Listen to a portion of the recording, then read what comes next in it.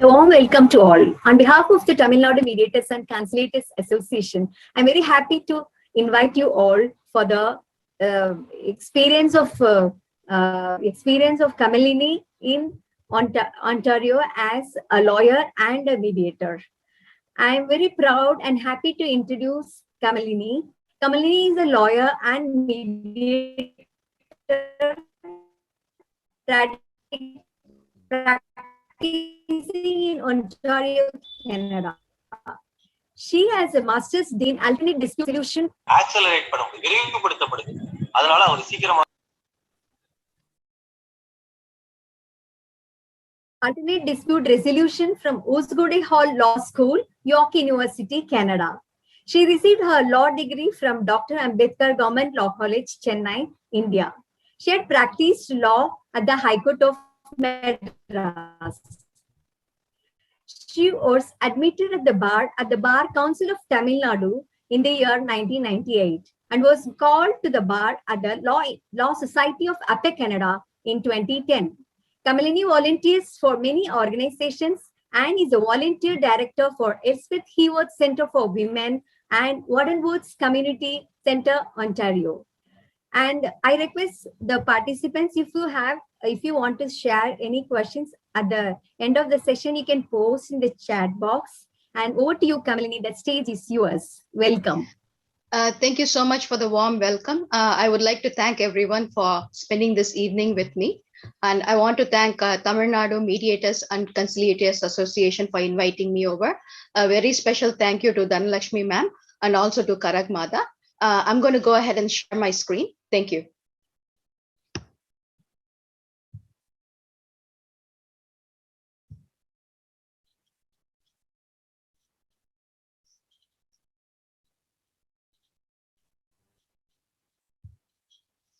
So first, I would start with the land acknowledgement. The purpose of the land acknowledgement is to acknowledge the First Nations people who are the original people of the land.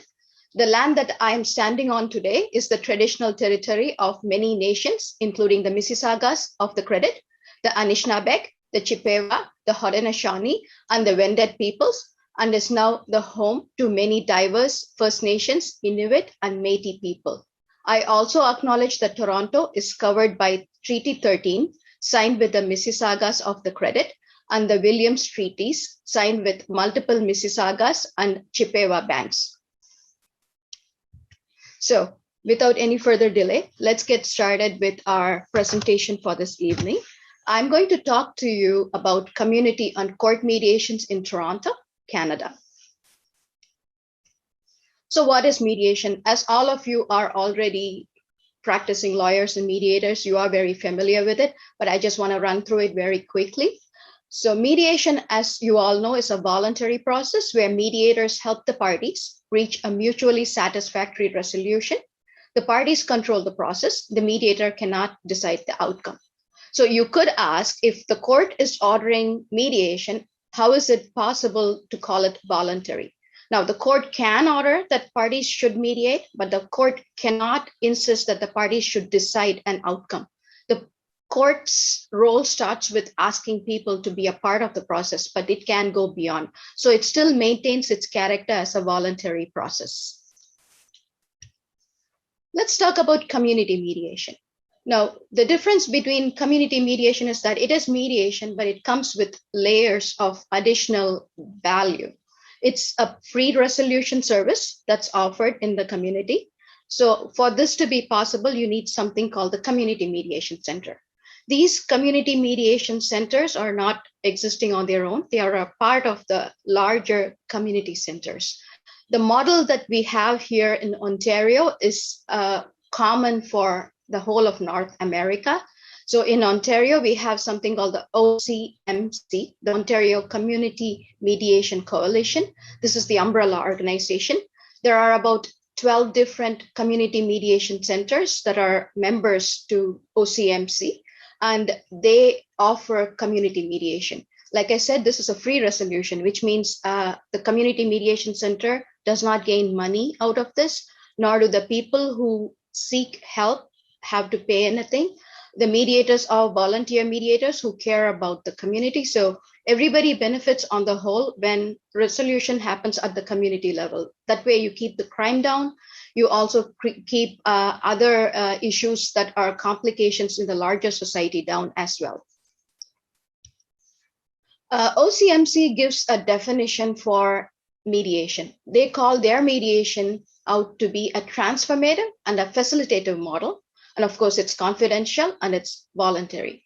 Now, when you look at transformative mediation, you're looking at people changing the way they approach their lives, right? So when they look at a problem as their problem, at the end of transformative mediation, there is an expectation that they would have changed the way they approach their problem. That is a very complicated thing to happen. And we are looking at a mediation of 2 hours, maybe 2 or 3 sessions. So to bring about the sea change in a person or parties, it's a difficult thing. But still, OCMC suggests that we do it in that sense, to bring about the transformation. How is it possible? We do it that way. What we do is we do it in the micro scale of what is practical. I'm going to give you an example of my own experience. There is this case where parents and the daughter were involved. The daughter had brought in a restraining order against the parents because they were very controlling and they were interfering in her life. The daughter was about 22, 23 years old. So the court thought this case would benefit from mediation. So they referred the case over to the Community Mediation Center and it came over to me. The reason I was involved is because of my cultural background as a South Asian, and also because I could speak their language as well. So that being said, when we were doing the actual mediation, the mother wanted to give the daughter a coupon for pizza. So she just whipped out the coupon and said, here, take it to her daughter. And she said, it's a free pizza, you should eat it. And she also said, this is good for you and all that stuff, when the daughter refused. Now, the daughter already has a bad relationship with the parents. So to be in the situation where she's mediating and then the parents insist a certain way that she should accept it was really setting the mediation off. So what I did was I took time out of the mediation, I caucused and I spoke to the parents and I told them, can you please recall how you are behaving? Because what you are doing is you're making the decision for your daughter. You're telling her she should accept this coupon. And then the mother explained to me, oh, it's free, she likes this. It's not about what she likes or what she doesn't like, or whether it's worth using the coupon. This is about honoring another person's choices. In this particular case, the parents made the decision that this is right for her, that is wrong for her. This is what led to the breakdown of the relationship in the first place. So I have asked them to re-examine how they approach, and they did. After that, the mediation started falling into place. And also I got a feedback from the parents later on saying their relationship with their daughter, even though it hasn't mended as yet, it was heading in the right direction. So transformative mediation is possible if you are able to pick on the cues and work on it. So why do we have OCMC? Having an umbrella organization helps us to have common definition for the mediation, to have excellence in standards. Even the training for the mediators across the board is consistent. So if you are going to have a mediation at, say, Windsor and at Toronto, the quality of the mediation is expected to be similar. That's because of the standards that they maintain throughout. We also support each other. If there is a requirement, we reach out to the other organization. But usually it's not the norm because we are more territory based. So if you're having a mediation in Toronto, you keep it in Toronto. In Toronto, there are 2 major mediation centers, community mediation centers. One is the St. Stephen's Community House. They have been offering mediation since 1985. The other one is the Warden Woods Community Center. They have been there since 1970s, and the mediation has been ongoing since for the past 20 years. I am involved with Warden Woods as their volunteer mediator, and I have learned a lot through the community mediation. So what's the community center? Before we go look into the actual mediation itself, I want to speak a little bit about the community center. The Community Mediation Center is a part of the community center. Now, the community center is the heart of the society. They ensure that the community functions in a smooth manner. They have various programs, whether it's assisting seniors. For example, we have something called seniors assisted living. So there are a lot of seniors who live alone in their apartments, and they can take care of themselves. So what the community center does is like it sends out somebody to check on them if they are okay, or give them phone calls if there's an extreme weather alert, like we have extreme heat right now in Toronto, something like that, then we would call to make sure that they are okay, their health is okay. If necessary, they will call the ambulance and such. So we have programs for newcomers to Canada, for youth, families. So this is the community center. Now, what happened with COVID is that things changed. People couldn't come into the community center to enjoy the programs that it offers. So with that, community center stepped up to the plate. So what we offer now is, programs for COVID centers, such as virtual programs. We had camps for vaccination. We had camps for COVID testing. And most important ongoing offer of service is that we have cooked food that's being distributed. With COVID, many people lost their jobs, and also restaurants were closed. There was no cooked food. We have food banks where you can get canned food, but people needed prepared food.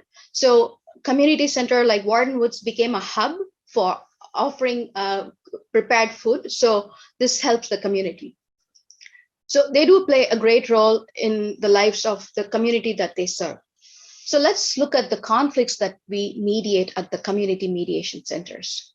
We do a lot of neighbor conflicts, such as noise, property lines. There's a lot of shared driveway issues, common area issues that's dealt with. We have the landlord and tenant issues. We have a landlord and tenant board. But before going to that board, if they come to the community mediation center, we can take care of the mediation aspect. But once it goes into the landlord and tenant board, we will not be able to mediate. Unless, of course, they refer the case over to us, but which is at this point in time, it's not happening. We deal a lot with interpersonal problems. This is the mainstay of the mediations that we do. When we talk about relationship problem, I would like to give an example.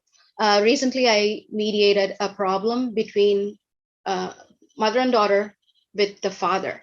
So the father was very abusive. The mother and daughter were living in the same house as the father. They couldn't deal with this anymore. So they approached the community mediation center. They referred the case over to the mediators. And the first step would be to do the intake. So what the mediation coordinator does is they do the groundwork. They initially prepare the parties to expect a call from the mediator. So when I call, they are not shocked to receive the call. They expect the call to happen.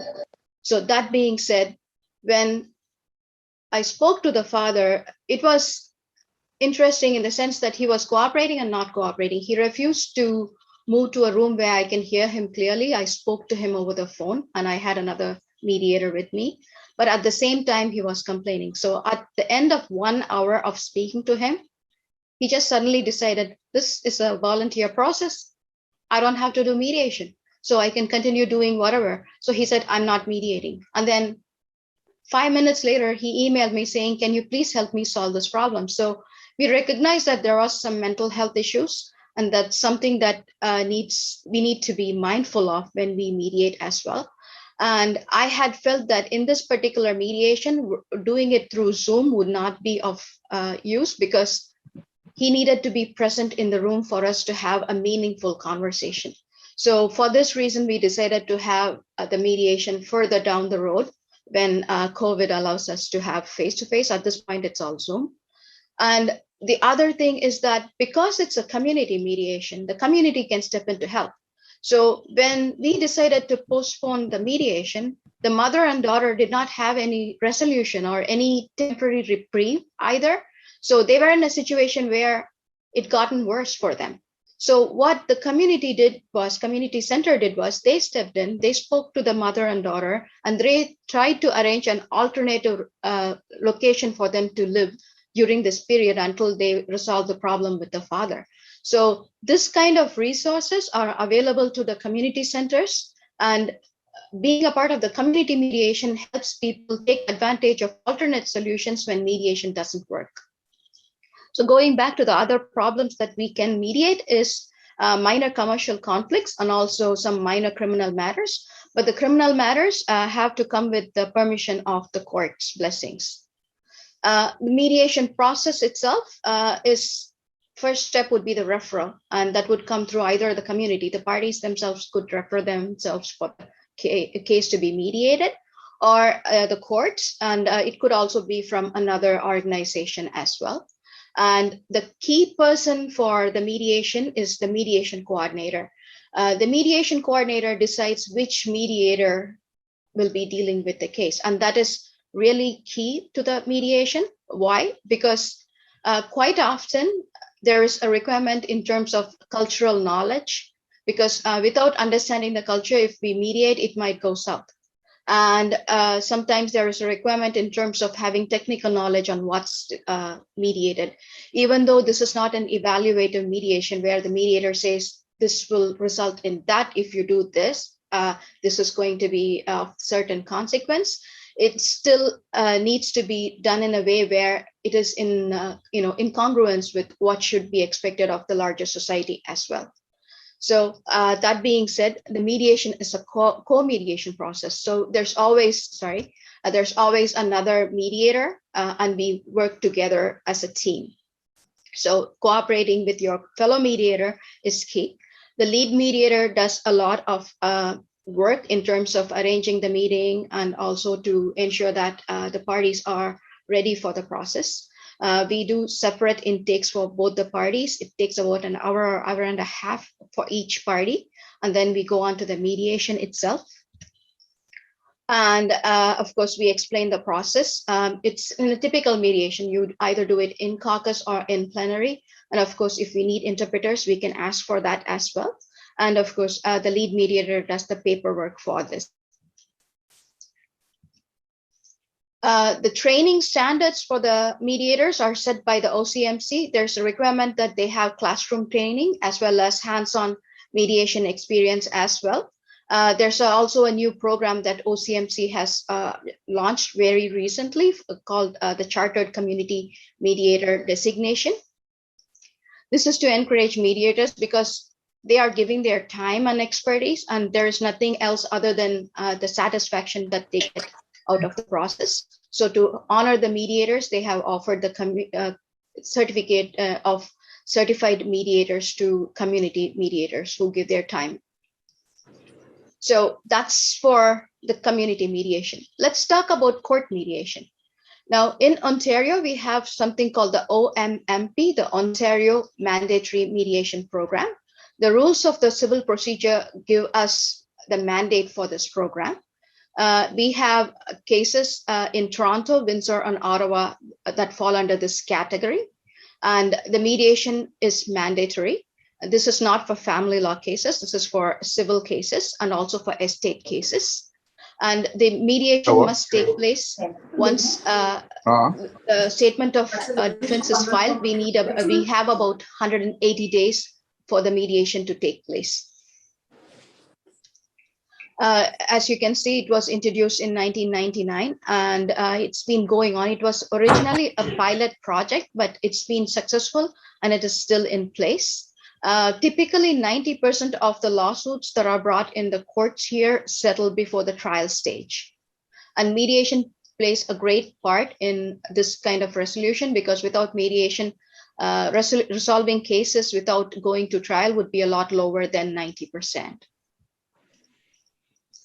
So what happens once a court case, gets into action, a defense is filed, and the order to go forward with the mediation happens? Once there is the case is in the stage where it enters into mediation, there is no way they can back out of it unless they get a court order. There is flexibility for the parties to choose their own mediator. If they don't choose their own mediator within 30 days, then the mediation coordinator steps in and they choose a mediator from the roster. So once a mediator is assigned, it has to go forward. The only way, like I said, is if you don't like it, you have to go back to court to get an order. And good luck getting the court order for avoiding the mediation, because it's not going to be very easy. It costs about 4 to 5 times more to get a motion to set aside the order for mediation. It's usually not an order, it's already there in the civil procedure rules, so it's going to go forward anyway. But set it aside. Not available. I'm sorry, getting an interference. To set it aside would cost them that much more. So speaking about the steps that would be in the Ontario Mandatory Mediation Program, the OMMP maintains something called the roster of mediators. So these rosters are separate for Toronto, Ottawa, and Windsor. These are very trained mediators. Many of them are lawyers, but it's not a requirement that you be a lawyer to be a mediator. They are also very experienced. The expectation is pretty rigorous in the community mediation mediators. And from the roster, the mediator assigns the mediation over to various cases. Once a mediator is assigned with the mediation, there are various steps that the mediator follows. The mediator has to conduct the mediation within 90 days. For this, they approach the parties and then set the dates. And of course, they have to give a written notice to the parties within 20 days. They also are entitled to receive a brief from the parties. Now, quite often, I find that parties are resistant to going forward with the mediation. It's quite odd that they would not take advantage of the process, but it's pretty common that they do resist it. Recently, I had a case where the plaintiff, opposing parties counsel, and also the third party counsel, the insurers, they all got in touch and told me, the lawyers will be present for the mediation. Our parties are too busy. They can't come. Of course, it was a very multi-million-dollar suit. So they said they can be coming and that they are willing to proceed with the mediation. Now, the civil procedure rules cover the mediator in these circumstances. They give us the power to ensure that the mediation takes place properly.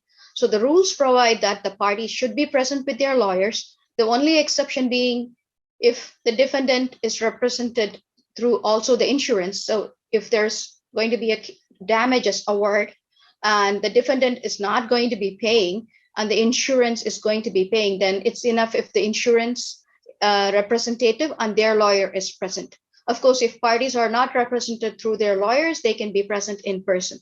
So that being said, because I have this protection through the civil rules of procedure, I was able to tell them that's not going to happen. Your parties have to be present. You will have to be present with the parties. So that gives me the authority. That being said, the next step was that they said they would not be presenting me with the mediation brief because they didn't want to do extra work. Now, I can refuse. I can say you must provide, but I wanted to be flexible because the purpose of mediation is to resolve, not to penalize people or to ensure that they follow a certain set of rules. So I told them that I will settle for pleadings, but it must be served on me, which they did. And in the end, they did end up serving the mediation brief as well.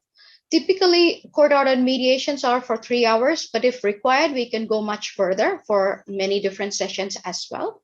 And at the end of the mediation, I would present something called the mediation report.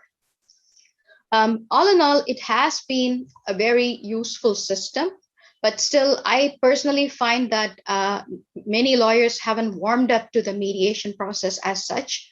Hopefully, with time, this will get better. And what happens if a party agrees to all the terms and does not turn up at the mediation? If that happens, I can file something called a certificate of non-compliance. Even if they are late beyond, say, 30 minutes, I can do that. If I do that, they do have to pay cancellation charges to the mediator. That's the easy part. The hard part is the court's not going to look at this favorably. The court's not going to like that. So for that reason, it's best they comply with the mediation itself.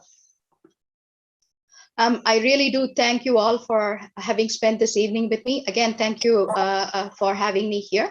If you have any questions, I'm going ahead with that. Before that, I'm going to stop sharing this screen. Thank you.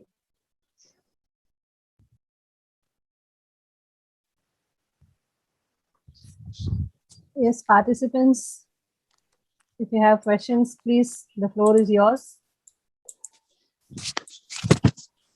In case any of you want to ask a question, you can unmute yourself and ask the question. Who's she? Kavita? Acha, Kavita. I don't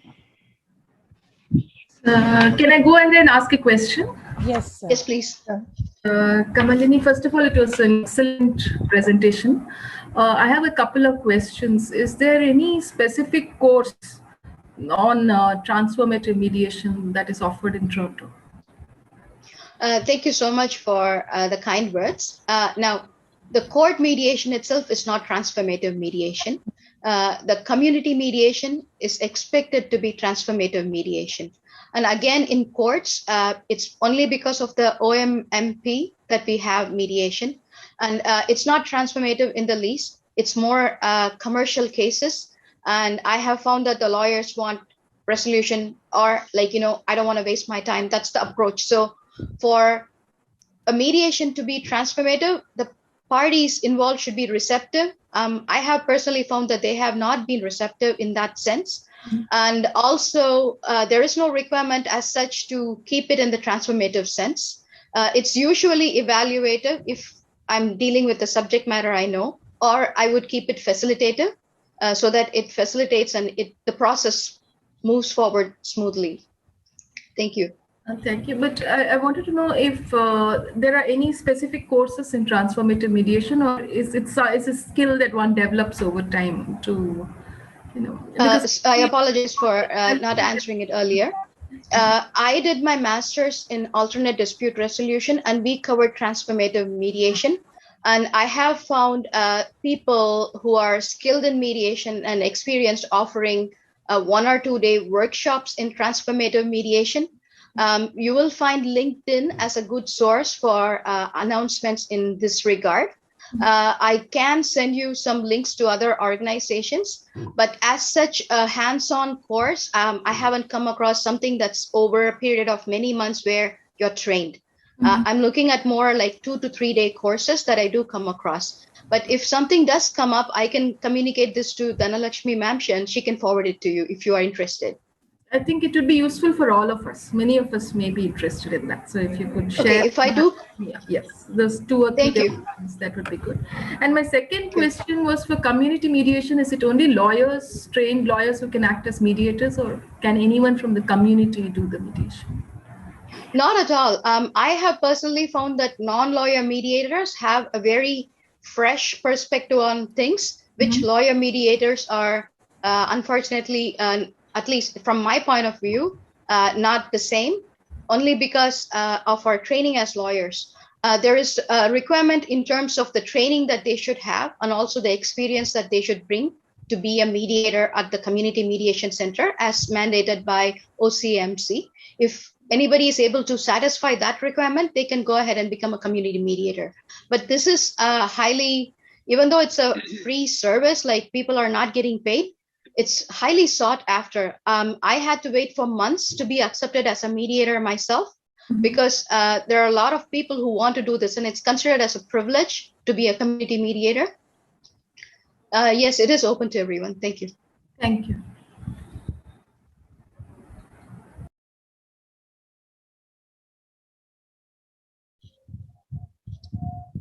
I just have one question, Kamalini. Sure. Like you said that mediation was like face to face, or now it, due to pandemic it was in Zoom and you had to wait for it. So if you do it in either in WhatsApp or through telephone chat, is it acceptable?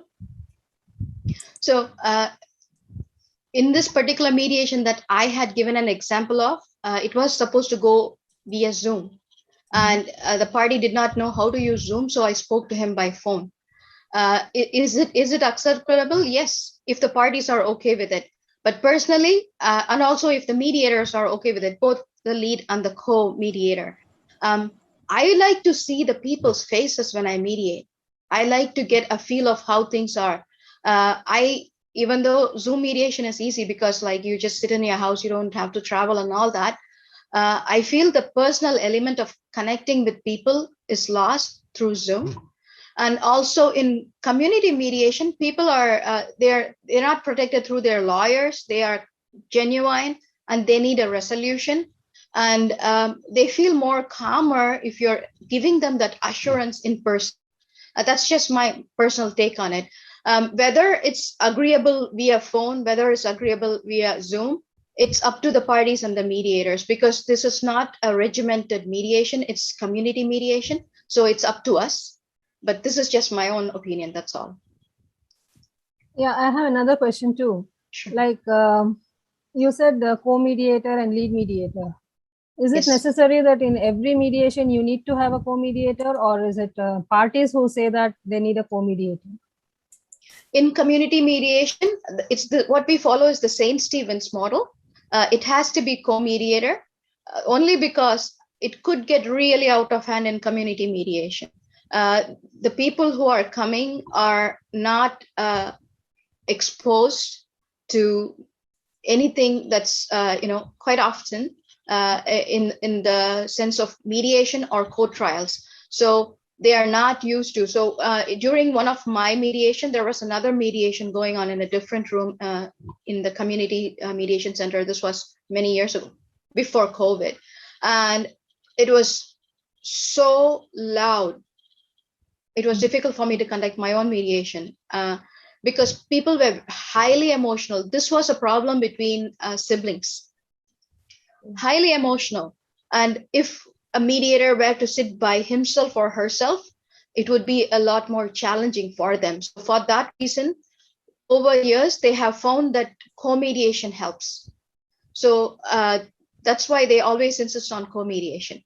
And the other thing that they have found with co-mediation is that different mediators bring different expertise. So in one of the cases where I brought cultural background, like I'm a South Asian, so I can understand South Asian cultures, the parties were from Pakistan, so I understood that. And I could give that cultural layer to it. But I also wanted a male mediator because for visual balance, if there are going to be two female mediators, I didn't think the process would work as effectively. So I specifically asked for a male, senior male, older male mediator to be present with me. And that helped me resolve the case. But this system has been tested over time, so they found this useful. Thank you. Thank you. Jawad sir, you can unmute yourself, sir. Malini, when you were talking about the mediations that you have done so far, mostly what I could see was that these seem to be more of family disputes, between parents and children, between siblings. So how do you define community mediation there? When you talk of community mediation, is it does it include the family disputes also, or because how we understand community mediation is where the issues relate to groups of people or different communities, or if there is some issue over some public resource. So those kind of mediations, how we understand that. So when you were telling me when you were talking about this, what I was hearing was mostly about family disputes. I hear you. That's because my examples are interpersonal relationship examples, because that's the bulk of what we mediate. Toronto is a very diverse community. More than about 52% of Toronto population were people who were born outside of Toronto. So we always have intercultural issues. Like you said, the community issues, community resource issues, that's also a part of the problem that we resolve, or we aim to resolve. Like I said, we also have commercial disputes as well. I also had this case where there was a dispute about where the fence is supposed to be located, but we don't offer technical expertise. What we offer is facilitative. So because of that reason, you will find that if it is very technical, we just are not in a place to offer a genuine mediation. So everything is open as long as they are able to satisfy the community mediation center that there is a genuine need. We go forward with helping them. Thank you. In this context, what you just said about the technical aspect, we don't go in. When you do mediate, can't we have technical expert in that in the community mediation? What we offer is free mediation for people who are not able to afford. That's the key. The key is to help the community.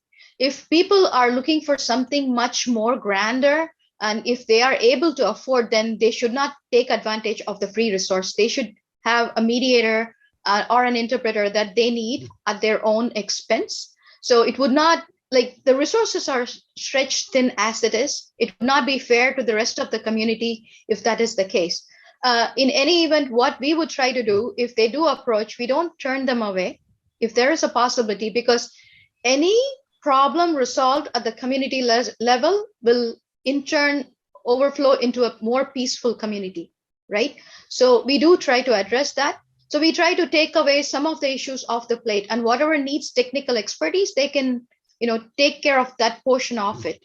So we try to help, but at the same time, we are a free resource, right? Everyone is putting in their time, and it's meant for people who cannot afford on their own. Thank you. Thank you. And I'm So sorry, the work that you do is, sorry, somebody. Carry on, Jawad, carry on. So the work is pro bono, is it? What you're doing, the community It's entirely mediation? pro bono. Entirely pro bono. I'm also a director at Wardenwoods because I was their pro bono mediator. They were looking for somebody with that background, with law background, and also governance background as well. So they invited me to be a part of their board, and I just joined recently as a board of director as well. That's also pro bono. Everything, if you're looking to make money off of it, it's not. But if you're looking to make a difference to your community, it's absolutely an opportunity. Thank you. So there's not even some kind of an honorarium or something that is paid by the state for those who are doing community mediation? I can't even ask for travel expense. That being said, because of that, they have brought this community CC Med certification very recently, where you have to have so many mediations and you should have certain qualifications. Then you can, add it in your resume saying you are having this CC Med qualification as well. But that's pretty recent. It came like 2 months ago. Your satisfaction is your reward. Okay.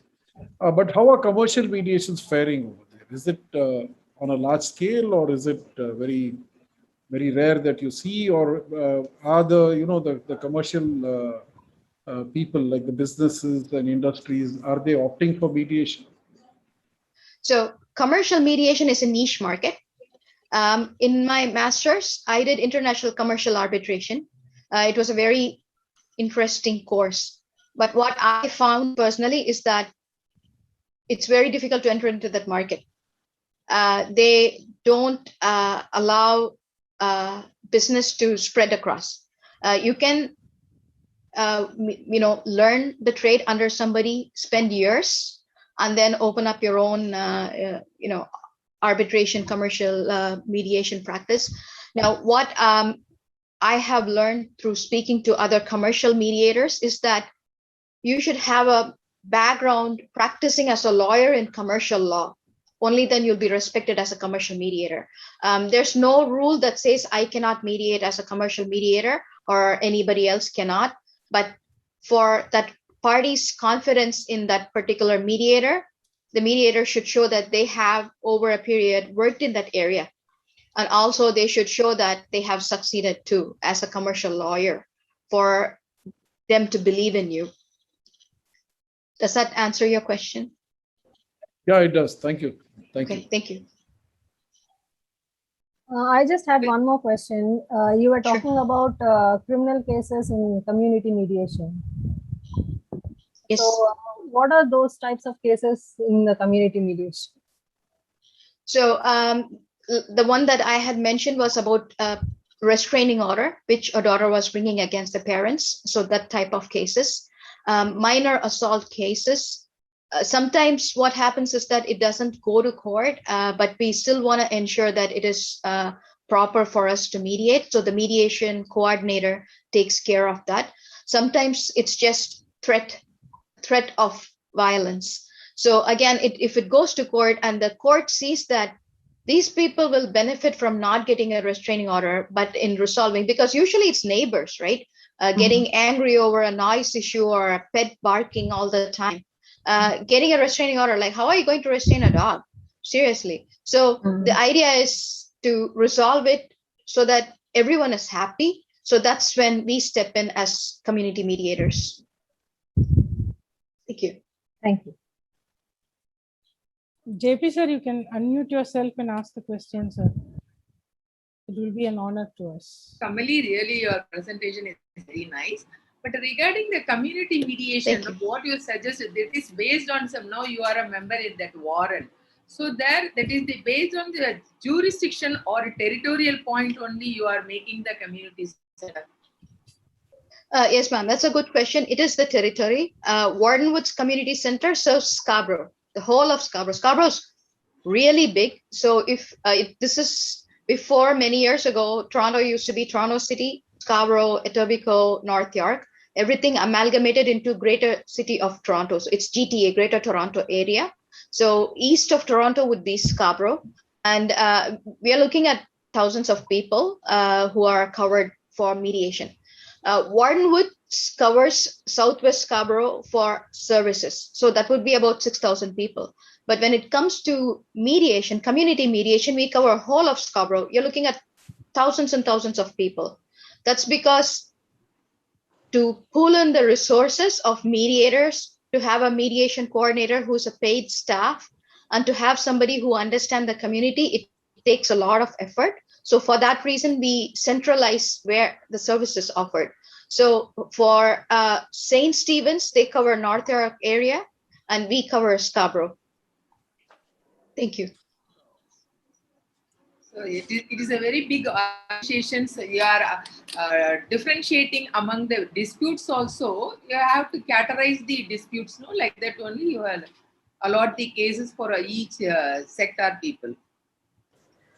We receive the reference for mediation usually through courts or from people, ma'am. So when that happens, the mediation coordinator first, he decides whether it's good to proceed or not. And once she wants to proceed with the mediation itself, she sees which two mediators are suitable for this mediation. So but if it's commercial and there is another person who was really having a business into plumbing and electrical and all that, and the problem was related to commercial mediation, it was referred to him and me. I don't know anything about electrical trappings or about plumbing, but he knew. And I would come in as a person who has some legal background and also somebody who can give a South Asian perspective on things. So the mediation coordinator makes the choice that way. It's not limited to the type of case. Like I said, we have broad categories, but the primary aim here is to see whether or not we can help them resolve the issue. Quite often it's interpersonal, it's not technical. It's not getting along with the other person. And that's where we help see that's because our approach is transformative. So whether the community center will so moto take any actions against if anything is happen among the society in the community center territorial area, only you have only 2 centers. The way the community center is set up, ma'am, is that people come and take advantage of it. They use the service. If while using a service, if there is a problem, then we might consider stepping in. But typically we try, the way the culture is in this country, it's each their own. Like we are very guarding of our individual rights. So if someone is to come and tell them you need to mediate, they will be offended. Yeah. So we need to be very careful to their sensitivities. But if for example, Wardenwoods is offering a service such as, say, a drop-in program for young children after school. And if there is an issue with the child, attending the program and the person who's offering the program, if there is such an issue, then it becomes a part of the center's problem itself.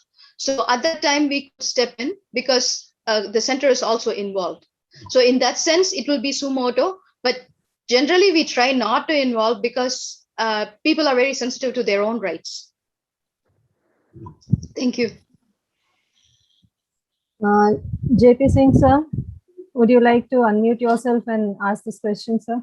Yes, I was just sharing. It's very interesting, when she talked about people coming from different cultures, Toronto especially, and whatever she just now talked about, like, when you deal with people from like Southeast Asian countries or people from varied cultures. Now, do you think that requires any specialized training, and is there any specialized training being offered to deal with these cross-cultural disputes? Thank you for the question and for the kind words. So in my master's in dispute resolution, which is an LLM degree, I did a very intense culture program, and it was an eye-opener. One of the takeaway from that course is that a lot of cultures might have similar view on certain things, but the reason that they arrive at it would be different depending on what their own cultural experiences are. This course was helpful. This course could be taken on its own, I understand, through Osgood Hall Law School. They have it from 9 to 5 for 5 days, so it's pretty intense. In terms of having cultural background, I feel it's key to the mediation being successful. For starters, the parties feel understood. If the mediator does not have a cultural consciousness or a cultural sensitivity to what is to be expected, they might say things that would truly offend the other party. And that's going to, this being a voluntary process too, you can't keep them engaged in the process anymore. At the end of the day, our aim is to help people go away with a resolution where they feel empowered that they made that choice. By acknowledging them as who they are, which includes their culture as well, I feel we would do a service by understanding the culture. Thank you. So while, assigning a mediator, would you be preferring a person from that cultural background, looking at the parties' dispute and the background that they come from? So this is the job of the mediation coordinator, and it's something that they take very seriously too. So if we are looking at, say, commercial dispute, the plumbing or the fence being at the wrong place, the culture might not be of any significant impact. So in those cases, mediation coordinator might not focus on the culture as such. But when it involves interpersonal relationships, such as, say, the mother, father with their daughter, or the husband with the wife and daughter, they wanted someone who understood their culture. And I feel in both these cases, it was key. Because if I were to say something that offends the father, that's going to be the end of the mediation. And if I were to say something where the mother or the daughter feel that I'm not understanding their troubles, I'm not understanding the level of abuse that they are dealing with because of their cultural background, they are not going to have confidence in the process itself or in the resolution for that matter. So when it's interpersonal, culture becomes important. Again, this is my opinion. Thank you. That's very, very good. And especially when you talk of 3 to 5 day, intensive, at least study on the cross-cultural part or the culture part. Is there something like that available online? Can someone take that online from here? That kind of a course or certification or whatever? Again, similar to transformative mediation, if I do come across something like that, I'm more than happy to forward it to Dhanalakshmi ma'am, who should be able to get in touch with the rest of you. this culture course, like I said, was a part of the LLM course, and it was geared for both mediators who have background in law and non-law. But other than this, I have not come across culture course itself. Sometimes there are one-day workshops that are being offered for cultural background. It would be of interest to look at these courses from where they come from, right? If you're looking at Toronto, it will be international because the population is international. But if you're looking at coming from Europe, it will have a European flavor to it because their community is made up of different groups of people than in Toronto. There is a huge South Asian population in Canada. About 1 million Indians are here. In Toronto, because of the Sri Lankan refugee problem, there are a lot of Tamils here, Sri Lankan Tamils, not Indian Tamils. Indian Tamils are here because of the Silicon Valley thing, because of the jobs in software. There are about 200,000 Sri Lankan Tamils here. So if there are any mediation that involves Tamil people, I would be called because that's my background. They don't distinguish between Indian Tamils and Sri Lankan Tamils. They just see everyone as Tamils. And that's fine. We are able to deal with that as well. Thank you. That's very informative. Thank you so much. Thank you. Can you just sorry, go ahead. Can you just explain the 90 days, this thing? Can you say any interim agreement or arrangement can be arrived within 90 days or total mediation duration is 90 days? Okay, so once a mediation coordinator assigns the mediation to a mediator, a roster mediator, within 90 days, the mediation should be completed. So that's the only requirement. We usually do not meet the parties before the actual mediation itself. Everything is arranged usually by email, and now it's all via Zoom. So what happens if we don't complete? Then it's like the domino effect. If we don't complete, then we won't be called again to mediate again, for starters, because we have failed in our duty. And also this will affect the case because it can't go to trial, right? So they should finish the mediation before they go to trial. So it'll have a domino effect if we don't do our job. And the mediation itself can take over multiple sessions. Thank you. Interpretation. Any other questions?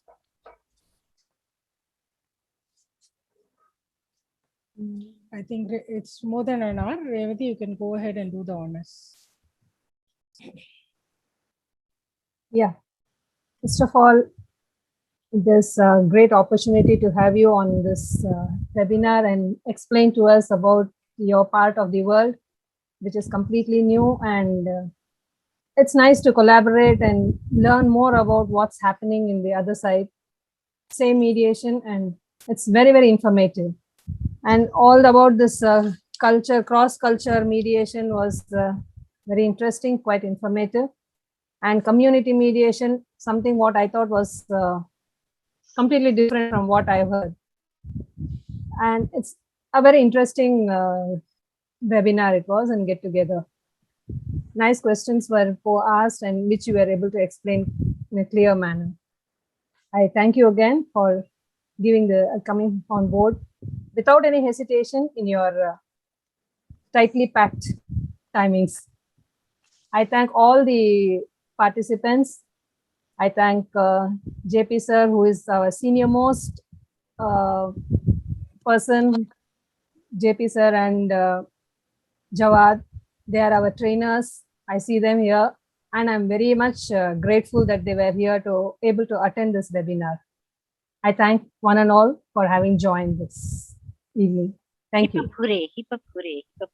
Thank you so much. I really enjoyed this, and I appreciate all of you for taking the time this evening, and also for the amazing questions and for the compliments that you have showered on me, both over the screen and also on the chat. Thank you so much.